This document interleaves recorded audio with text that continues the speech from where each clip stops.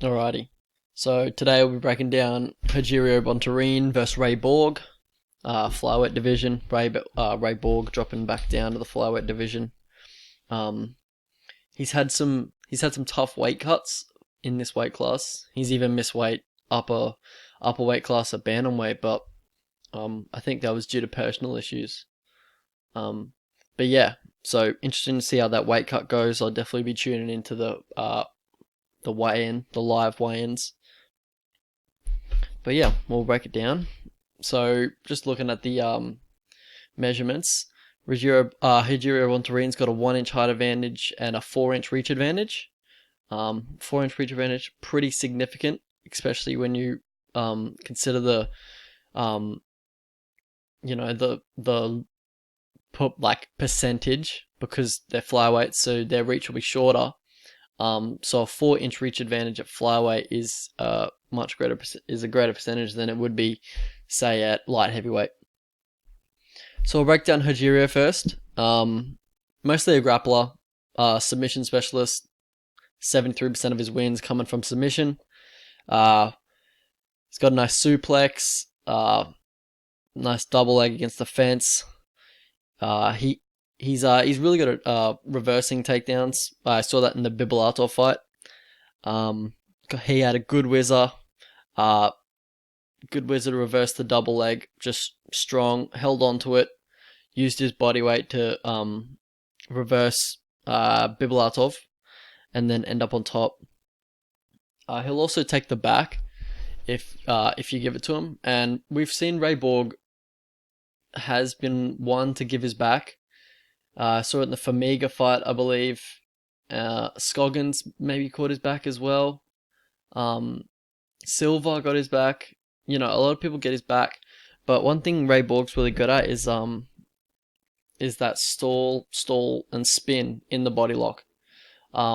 He just chooses the moment to explode and then just absolutely puts all of his energy into one motion to spin in the body triangle.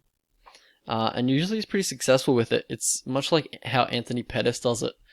Both very high percentage of success. We also saw in Bontorin's last fight before the UFC in the Contender Series, he was pretty heavily rocked, like pretty much out on his feet, hands down, chicken dance. But he was still firing back, which is interesting. It's admirable, but it's very dangerous. Instead of covering up and trying to regroup, re-get your senses, some fighters they just go into sort of like fight or flight mode and they choose fight, and they just start swinging. Colby did that in the 245 fight, which I wish he would have, just settled down and been a bit more defensive. Bontorin did that in his Contender Series fight, but it paid off for him since he got the rear naked choke at the end. But still, it's a very dangerous choice to make. He's also able to strike in either stance. He'll kind of switch between stances, and he'll switch stances as he's advancing. Sort of like you saw a Masvidal when he knocked out Till. He switched stances through the what did he knock him out with? Through the straight right, and then switch stances, and then through a left hook. I'm fairly sure, but yeah, Joe Benavidez does that as well. It's interesting because not a lot of people do that, and it's quite new to the UFC at the moment, so it catches a lot of people off guard. And for Ray Borg, he's actually got pretty fast hands. He's a bit low volume, but he's got some nice hands. Punches, mostly just to close the distance to look for the takedown. He's a brawler, so he doesn't have a great reach, so he mostly gets in the pocket and starts throwing hooks. He does that little level change uppercut that you saw Chad Mendes do against Jose Aldo at UFC 179, I think. So yeah, he's got very fast hands. It looks like he's got a bit of power too, but it doesn't seem to translate. But mostly his bread and butter is his grappling as well. So I'm expecting most of this fight to be grappling scrambles on the mat or looking for takedowns. So we saw in his last fight, he's got a nice double leg lift. Well, we see in fucking every Ray Borg fight. He's got a nice double leg lift, gets the opponent's legs up against the fence, clenches his hands together, gable grip, and then puts them on his shoulder. Good hips to stand back up, good posture, and then walks to the middle of the cage or like a meter away from him, which I don't know what the point is. Because they can just easily scoot their butt back to the cage and then start working. But he doesn't mind because he loves takedowns. He loves going for takedowns, and he seems to have the cardio to be like attempting takedowns for the whole fight. It's pretty impressive. It's one of the most impressive grappling cardios I've seen in the UFC. He'll get the back body lock, mat return, and then attack a back take, but not really his style to just control on the ground. But he won't hesitate to take down BJJ specialists, which is important in this fight because Bontorin is seen as a submission specialist. I mean, look at his record. But this hasn't stopped him before. He took down Formiga, took down Gabriel Silva. He's got good submission defense. Good timing. Yeah, good timing on his bursts. Bontorin, his guard's pretty hard to pass though. Ray Borg's not that much of a passer anyway. He'll pass the guard, but it's mostly just to create another scramble. He's not a control and dominate on the ground type of guy. He's more of a hustle, let's scramble type of guy. But Bontorin does have pretty good takedown defense on the fence. Saw that in the Bibulatov fight. Where else did we see it? Can't remember, but I did this tape a while ago, guys. But yeah, he's got good takedown defense. So it will be interesting because Ray Borg does attack most of his takedowns on the fence. So we'll see how that plays out. The only time Ray Borg really loses is when he's out grappled by, out scrambled by BJJ in BJJ transitions. Saw that in the Kenny fight. Kenny out scrambled him for about 2 rounds. I thought Ray Borg easily won that fight, to be honest, but the judges gave it to Kenny, and it was because he was winning the grappling transitions in the first 2 rounds. In their eyes, I thought he didn't win the grappling transitions in round 2, but whatever. And the Demetrius Johnson fight, but who the fuck doesn't get out scrambled by Demetrius Johnson?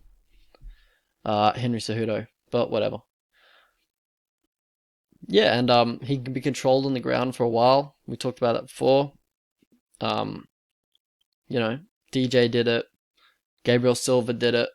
Controlled him for much longer than I anticipated, and was sweating because I was betting Ray Borg by decision in that fight, and he was a big favorite, and he didn't show urgency until the second half of the fight, which is when he really turns it on, really, because he has really good cardio, and his opponents tend to fade, and he tends to just pick it up.